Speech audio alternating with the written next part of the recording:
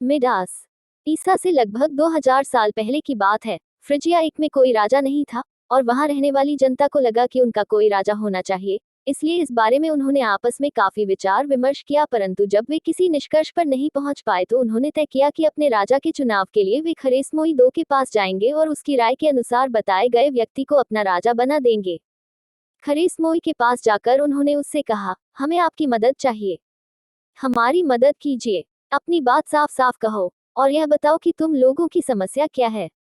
बात यह है कि हम लोग चाहते हैं कि हमारा कोई राजा हो ताकि जरूरत पड़ने पर हम अपनी समस्याओं को निपटारे के लिए उसके पास ले जा सके और वक्त पड़ने पर वह हमारी रक्षा करे। लेकिन हम यह तय नहीं कर पा रहे हैं कि हम में से कौन ऐसा है जो हमारा राजा बनने के योग्य है। इसलिए आप हमारी मदद करें और यह तय करें कि कौन हमारा राजा बनेगा।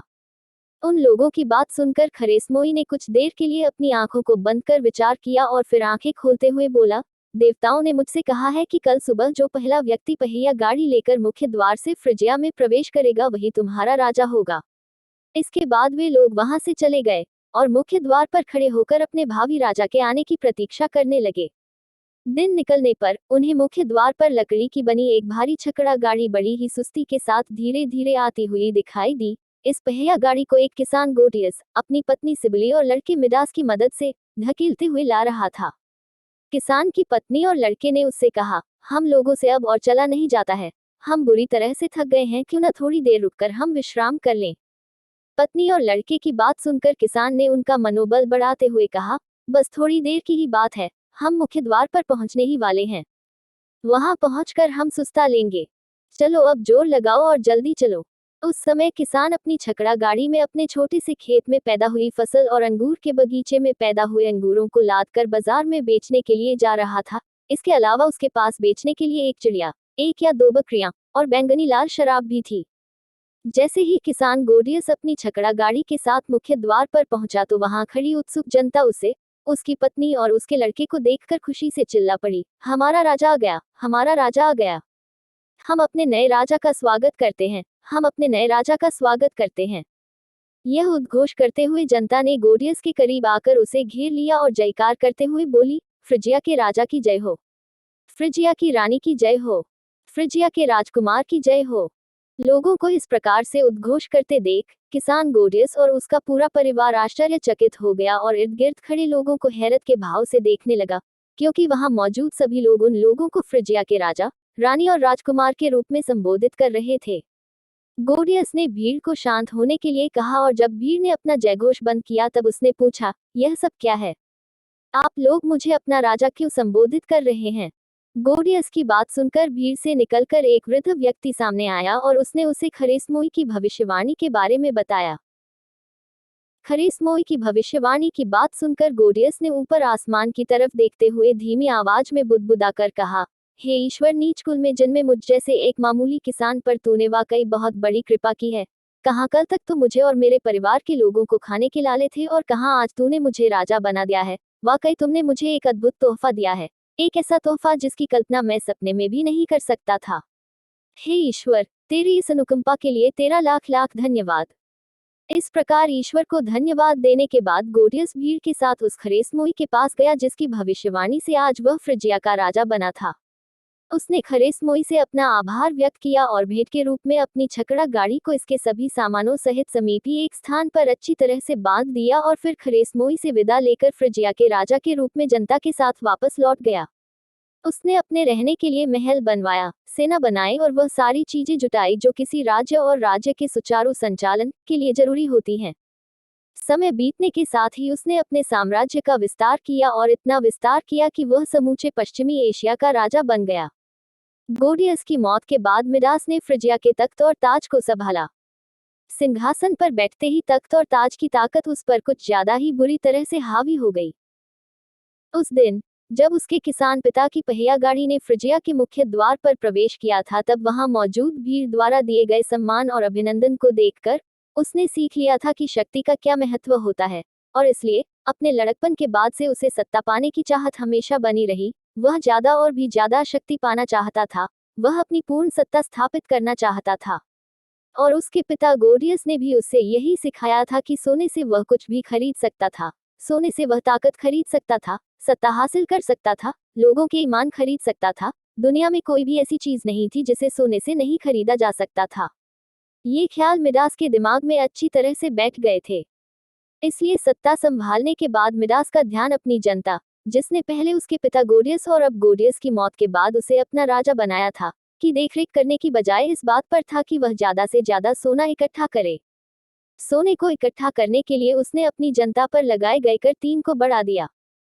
साल दर साल समय बीतने के साथ ही सोना इकट्ठा करने की मिडास की चाहत भी बढ़ती चली गई और जहां पहले उसने जनता पर लगाए गए प्रत्यक्ष कर 4 की राशि को ही बढ़ाया था, अब शासन के कुछ वर्षों बाद उसने अपनी जनता पर अप्रत्यक्ष कर 5 भी लगा दिए और फिर जनता से वसूल किए जाने वाले कर की यह राशि हर साल बढ़ती चली गई। उसकी यह चाहत इस हद तक बढ़ गई कि वह चाहता था कि उससे पहले इस दुनिया में कोई भी ऐसा राजा न हुआ हो अथवा भविष्य में कोई ऐसा राजा न हो जिसके पास उससे ज्यादा सोना हो। सोने को इकट्ठा करने की मिडास की यह हवस ओलंपस 6 में रह रहे देवताओं से छिपी न थी। एक दिन देवताओं की सभा में ज्यूस 7 जब मिडास की चर्चा कर रहे थे, तो बैशस 8 और सालिनस 9 भी ज्यूस की सभा में उपस्थित थे और ज्यूस की बातें सुन रहे थे। ज्यूस सभा में उपस्थित देवताओं से कह रहे थे, देखो, पिछले 5 दशकों से यह मिडास फ्रिजिया का राजा बना बैठा है, और जब से यह राजा बना है तब से इसने सोना इकट्ठा करने के सिवाय और कोई दूसरा काम नहीं किया है। यह अपने बचपन के गरीबी के उन दिनों को भूल ही गया है जब इसे 2 जून की रोटी भी नसीब नहीं होती थी। अरे, सोने को इकट्ठा करने के इसके पागलपन से तो अब जनता भी त्रही त्रही करने लगी है। यहाँ पर किसानों के लड़के न जाने कितने ही ऐसे दिन बिताते हैं जब चट्टानी फ्रिजिया की ऊंची जमीनों पर दिन भर की कड़ी मेहनत के बाद भी वे भूखे पेट ही अपने बिस्तरों पर सोने के लिए मजबूर होते हैं।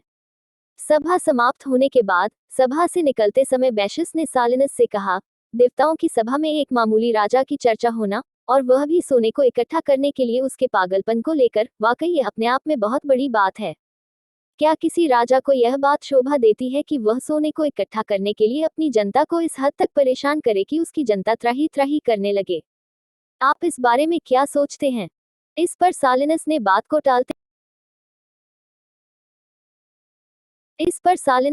को टालते हुए बैशस से कहा, फिलहाल तुम अभी यहाँ से जाओ, मुझे एक बेहद जरूरी काम याद आ गया है। बैशस के जाने के बाद सालिनस अपने गधे पर सवार हुए और अपने 2 हत्थे वाले प्याले से शराब पीते हुए उन्होंने अपने गधे को मिडास के राज्य की तरफ हाँक दिया। उस दिन मिडास अपने दरबारियों के साथ बैठकर इस बारे में चर्चा कर रहा था कि उसके राजकोष में सोने को और किस तरह से ज्यादा इकट्ठा किया जाए। मिडास के एक दरबारी ने कहा, महाराज, हम जनता से प्रत्यक्ष कर तो सीमित मात्रा में ही ले सकते हैं, परंतु हम जितना चाहें उतना अप्रत्यक्ष कर जनता पर थोप सकते हैं, क्योंकि यह कई चरणों में वसूली जाने वाली जटिल प्रक्रिया है। जनता यह कभी नहीं समझ सकती है कि हम उससे किस तरह से और कितना कर वसूल रहे हैं, और अप्रत्यक्ष होने की वजह से इसकी वसूली आसान है और कोई हमारे खिलाफ कुछ बोल भी नहीं सकता है। सोने को इकट्ठा करने के लिए हमें अपने अप्रत्यक्ष कर का दायरा और ज्यादा बढ़ाना होगा और यह देखना होगा कि हम किन किन चीजों पर किस तरह से अप्रत्यक्ष कर लगा सकते हैं। तो दूसरे दरबारी ने अपनी बात कहते हुए कहा, महाराज, बुरा मत मानिएगा और मेरी इस गुस्ताखी के लिए मुझे माफ कीजिएगा, मगर सच्चाई यह है कि हमें अपने खर्चों, राज्य की सुरक्षा और आपात स्थिति से निपटने के लिए जितना भी धन चाहिए उसकी भरपाई प्रत्यक्ष कर की वसूली से ही पूरी हो जाती है।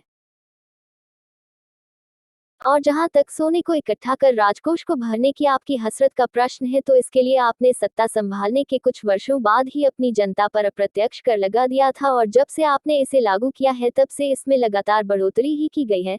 सोने को जमा करने के लिए हर साल हम लोग नए राजकोष बनाते हैं और उन राजकोषों के भरने के बाद फिर एक नया राजकोष बनाते हैं, परंतु कभी भी हम जमा किए गए इस सोने का इस्तेमाल अपने निजी उपयोगों को छोड़कर कहीं और नहीं करते हैं। यहाँ तक कि जब भी राज्य में कोई आपदा आती है तो उस समय भी राजकोष में जमा किए गए सोने का इस्तेमाल नहीं किया जाता है और जनता के बीच यह मुनादी करा दी जाती है कि आई हुई आपदा से निपटने के लिए वो खुले दिल से राजकोष के लिए दान करे।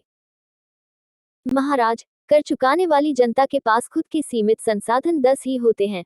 अप्रत्यक्ष कर के बढ़ाए जाने से जनता के संसाधन नहीं बढ़ते। वैसे भी राज्य की आबादी बढ़ने के कारण पहले की तुलना में अब हमें कहीं ज्यादा प्रत्यक्ष कर मिलता है, इसलिए मेरी राय में अब हमें अप्रत्यक्ष कर की वसूली बंद करके जनता को पूरी तरह से इससे मुक्ति दे देनी चाहिए, ताकि वह अपने धन का अपने लिए खुलकर मनचाहा इस्तेमाल कर सके और खुशहाल जीवन बिता सके। महाराज, हम जिस प्रकार से अप्रत्यक्ष कर की वसूली करके राजकोषों को सोने से भर रहे हैं उसका दूरगामी परिणाम अच्छा नहीं होगा। पहले तो तुम आज में जीना सीखो, और यह दूरगामी परिणाम जैसी चीजें जनता को सुनाने के लिए होती है, न कि राजा को सुनाने के लिए। तुम हमारे दरबारी हो, तुम्हें हमारे हितों और खुशियों के बारे में सोचना चाहिए, न कि जनता के। हमें जनता से कोई सरोकार नहीं है, हम तो सिर्फ यह चाहते हैं कि हमारे राजकोष में सोना इकट्ठा होता जाए, और यदि एक क्षण के लिए यह मान भी लिया जाए कि हमारे द्वारा की गई उगाही के दूरगामी परिणाम अच्छे नहीं होंगे, तो भी उससे हमें क्या फर्क पड़ता है। तुम्हारे द्वारा कथित दूरगामी परिणाम को आने वाली पीढ़ी झेलेगी, हम नहीं। हम तो अपने समय में आराम से जिएंगे और मजे से अपनी जिंदगी गुजारेंगे। अगर आने वाली पीढ़ी की जिंदगी नाश होती है, उसे अवांछनीय मुश्किलों का सामना करना पड़ता है, तो यह उसकी खराब किस्मत का दोष है। इससे ज्यादा इस बारे में अब हम न ही कुछ कहेंगे और न ही कुछ सुनेंगे। अगर तुम कर की और ज्यादा वसूली के बारे में सलाह नहीं दे सकते हो, तो अपना मुंह बंद करके चुपचाप बैठो और अपनी दूरदर्शिता को अपने पास ही रखो। अपनी सफेद लंबी दाढ़ी पर हाथ फेरते हुए मिडास ने उस दरबारी को फटकारते हुए गुस्से से कहा। जनता पर नए नए तरीके से और अधिक अप्रत्यक्ष कर लगाने की अपनी योजनाओं के बारे में मिडास अभी अपने मंत्रियों के साथ बैठकर सोच विचार कर ही रहा था कि द्वारपाल ने मिडास से आकर कहा, महाराज, कुछ किसान अपनी समस्या लेकर आए हैं और वे आपसे मिलना चाहते हैं। उनसे कह दो कि उनकी समस्याओं को सुनने के लिए अभी हमारे पास समय नहीं है, हम एक बहुत ही महत्वपूर्ण विषय पर विचार विमर्श कर रहे हैं। जी महाराज, यह कहकर द्वारपाल वहां से चला गया।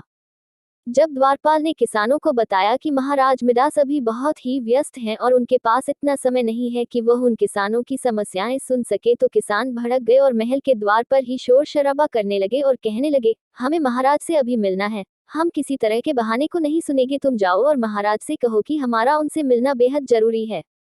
हमने मिडास को अपना राजा इसलिए बनाया है ताकि जरूरत पड़ने पर हम अपनी समस्याएं लेकर उसके पास आ सकें। किसानों की यह दलील सुनकर द्वारपाल वापस मिडास के पास आया और बोला, महाराज, किसान बहुत ही ज्यादा उत्तेजित हो गए हैं और वे आपसे मिलने की जिद पर अड़े हुए हैं। अच्छा, यदि ऐसी बात है तो ठीक है, तुम उन्हें अंदर भेज दो। मिडास ने देखा वे किसान एक स्लेटी रंग के बूढ़े गधे की पीठ पर सवार नशे में धुत लहराते हुए, आईवी की लता का मुकुट पहने हुए, मदमस्त बूढ़े, जो गंजा था, जिसके होंठ मोटे थे और जिसकी नाक गोल मटोल थी और जिसने हाथ में शराब पीने के लिए 2 हथों वाला एक प्याला पकड़ रखा था, को लेकर उसके दरबार में आए थे।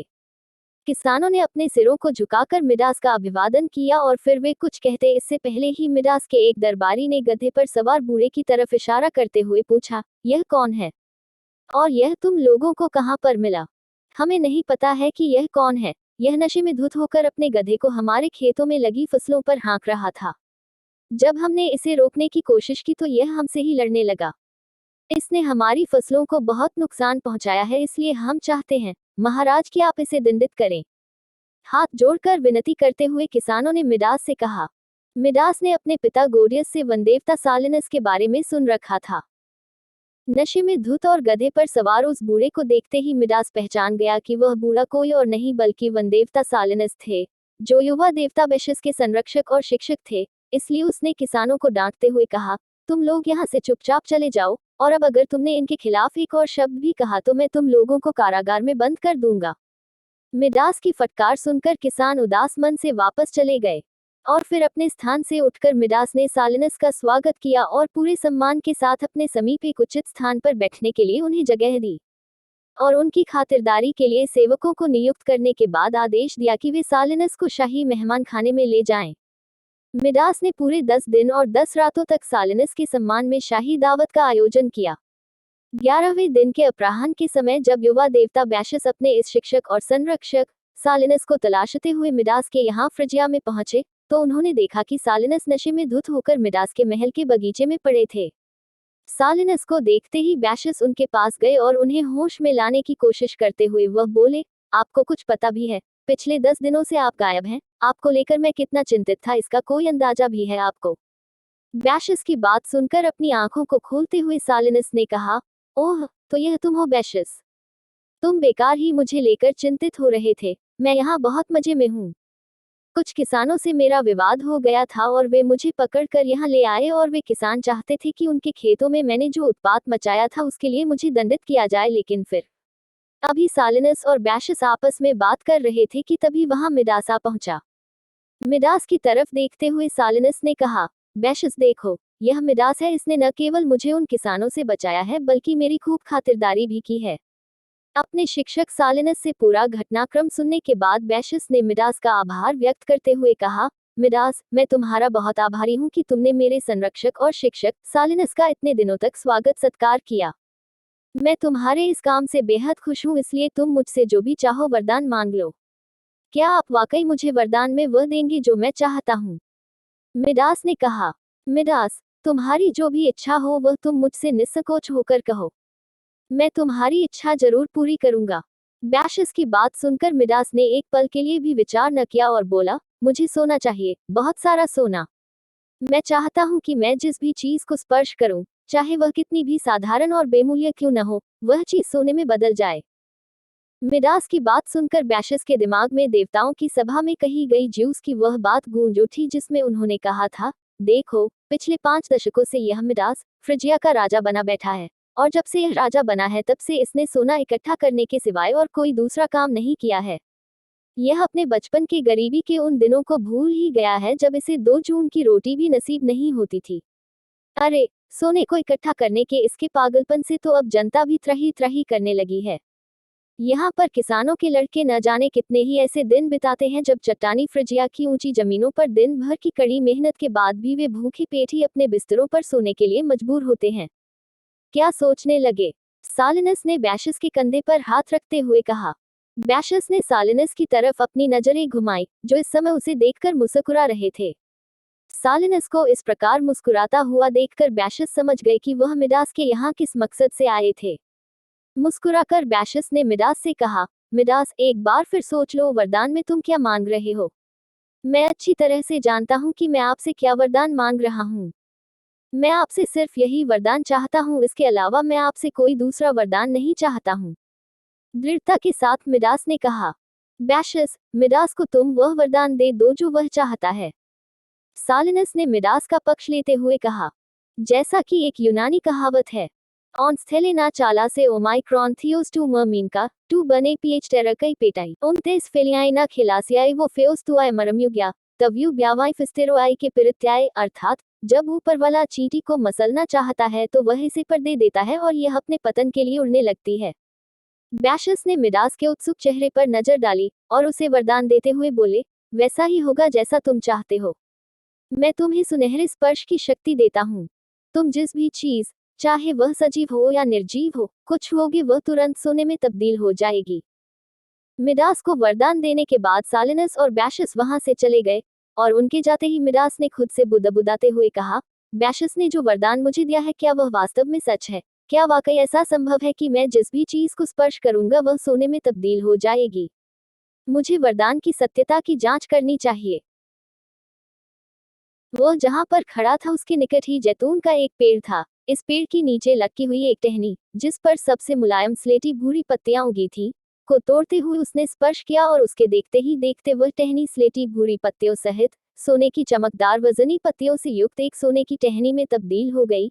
इसके बाद वह नीचे झुका और उसने जमीन पर उगी घास और इसके समीप उगे महकदार बैंगनी फूलों को स्पर्श किया और एक बार फिर से वह पूरी घास सोने की एक परत में बदल गई, और वे बैंगनी फूल अब अपनी महक खो चुके थे और सोने के सख्त निर्जीव फूलों में बदल गए थे। फिर उसने एक तरोताजा सेब की तरफ नजर डाली जो सूरज की रोशनी में गुलाबी आभा लिए हुए दमक रहा था, और फिर जैसे ही मिडास ने इसे छूकर स्पर्श किया तो वह सेब सोने के एक सुनहरे सेब में तब्दील हो गया, मानो वह हेस्पेराइड्स 11 के बगीचे में उगा हुआ सोने का फल था। इसके बाद अपने महल के अंदर दाखिल होते हुए उसने पत्थर के बने स्तंभों को हल्के से स्पर्श किया। वे स्तंभ सूर्यास्त के आकाश में सोने के चमचमाते स्तंभों में बदल गए। इन सभी चीजों को सोने में तब्दील हुआ देखकर उसने बुदबुदाते हुए कहा, बैशस ने मुझसे धोखा नहीं किया था, उन्होंने मुझे मेरा मनवांछित वरदान दिया। अब मेरे पास सुनहरे स्पर्श की शक्ति है। मेरे पास अब सोना ही सोना है। खुशी खुशी लंबे डग भरता हुआ वह अपने महल के अंदर दाखिल हुआ और फिर उसने अपने सभी मंत्रियों और दास दासियों को अपने कक्ष में बुलाया और चहकते हुए बोला, जानते हो, बैशस ने मुझे वरदान दिया है कि मैं जिस भी चीज को स्पर्श करूंगा वह सोने में तब्दील हो जाएगी। क्या सच में महाराज? कक्ष में मौजूद सभी लोगों ने आश्चर्य प्रकट करते हुए एक स्वर में मिडास से पूछा। हाँ, यह सच है। देखो, मैंने अपने स्पर्श से जैतून की इन पत्तियों और इसकी टहनी को सोने में बदल दिया है। अपने हाथ में पकड़ी सोने की पत्तियों से युक्त सोने की टहनी को दिखाते हुए उसने कहा, और उधर महल के उन स्तंभों को देखो जिन्हें मैंने अपने स्पर्श से सोने का बना दिया है। वाकई महाराज, यह तो कमाल है, लेकिन हम चाहेंगे कि आप अपने इस सुनहरे स्पर्श का नमूना हमें भी दिखाएं। ठीक है, हम तुम्हें इस बात का नमूना दिखाएंगे, लेकिन इस बार हम किसी निर्जीव चीज को नहीं बल्कि किसी जिंदा चीज को सोने में बदलेंगे। यह कहते हुए मिडास ने अचानक ही अपने पास खड़ी दासी को अपने हाथ से स्पर्श किया और इस स्पर्श मात्र से ही वह दासी तुरंत सोने की एक मूर्ति में बदल गई। मिडास के स्पर्श के इस चमत्कार को देखकर उसके आसपास मौजूद सभी लोग भयभीत हो गए और उससे पीछे हट गए, लेकिन किसी ने भी अपने भय को मिडास के सामने जाहिर नहीं किया और उसकी तारीफ करते हुए बोले, वाकई महाराज, आपके पास बहुत ही अद्भुत शक्ति है। अब आप जितना चाहें उतना सोना इकट्ठा कर सकते हैं। यह सुनकर मिडास बहुत खुश हुआ और उसने बेहतरीन भोज के तैयार किए जाने का आदेश दिया, एक ऐसा भोज जो ऐसे भव्य अवसर के माकूल था। इसके बाद सभी लोग मिडास के कक्ष से बाहर चले गए। भोजन के तैयार होने के बाद एक दासी ने मिडास से कुछ दूरी पर खड़े होते हुए उसे सूचित किया, महाराज, भोजन तैयार है, कृपया चलें और उसे ग्रहण करें। ठीक है, तुम चलो, हम आते हैं, मिडास ने लापरवाही से कहा। किसी भी चीज को अपने स्पर्श से सोने का बना देने की क्षमता के एहसास की खुशी के साथ मिडास भोजन कक्ष में पहुंचा।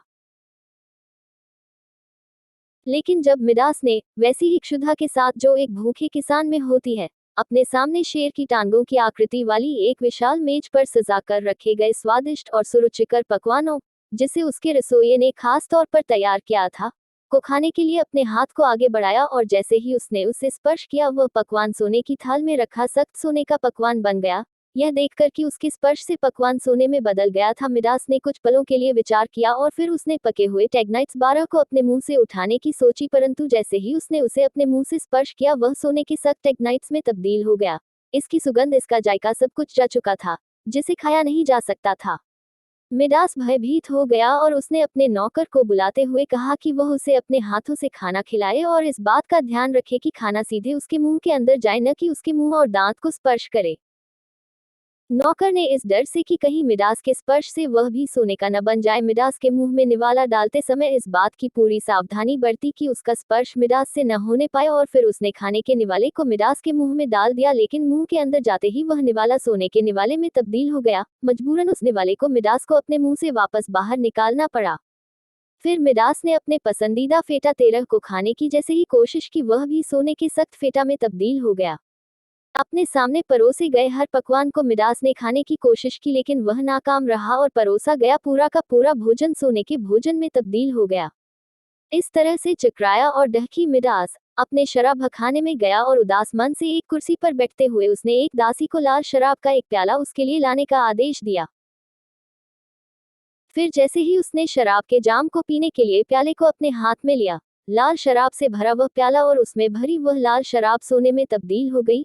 झुंझलाकर उसने सोने में तब्दील हो चुके प्याले को उसकी सोने में तब्दील हो चुकी शराब के साथ जमीन पर पटक दिया और अपने बागीचे में लगे फव्वारे से पानी पीने के लिए गया, किंतु फव्वारे से निकलने वाली पानी की बूंदों ने जैसे ही उसके शरीर और उसके सूखे होंठों को स्पर्श किया वे बूंदें सोने की बूंदों में तब्दील हो गई। हालत यह थी कि अब वह मिडास अपनी प्यास तक नहीं बुझा सकता था।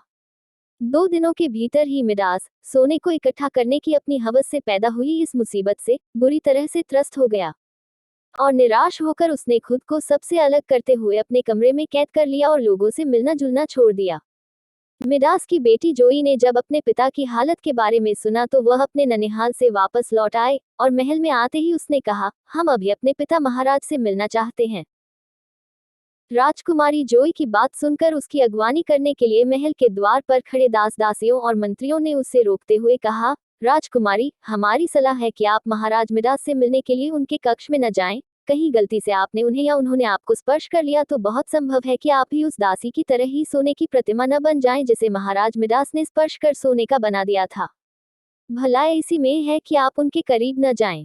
यह सुनकर राजकुमारी भावावेग में आते हुए बोली, ऐसी बात कहते हुए आप लोगों को शर्म आनी चाहिए। महाराज बहुत ही बुरे दौर से गुजर रहे हैं, इस समय उन्हें हम लोगों की सख्त जरूरत है और आप कह रहे हैं कि मैं उनसे मिलने न जाऊं।